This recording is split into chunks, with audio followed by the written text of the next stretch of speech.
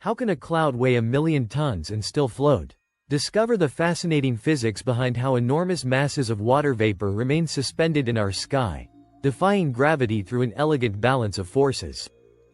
Imagine looking up at the sky and seeing a big, fluffy cloud drifting by. Now, what if I told you that cloud could weigh as much as 1,000,000 tons? That's about the same as 200,000 elephants just casually floating above your head. So here's the question. How can something that heavy float in the sky? Let's break it down. First off, yes, clouds are actually that heavy. A typical cumulus cloud, the puffy, cotton-like ones you often see on sunny days, contains about half a gram of water per cubic meter of air. That doesn't sound like much.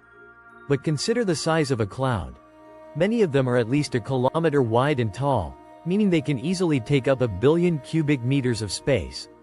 Multiply that by the water content, and you get a total weight of around 500,000 to 1,000,000 tons.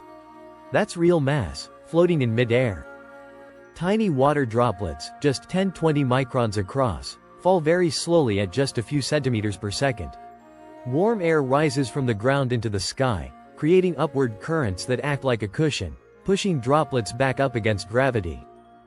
But what happens when the droplets combine and grow larger? Eventually, they become too heavy to stay up. That's when the cloud lets go, and we get rain.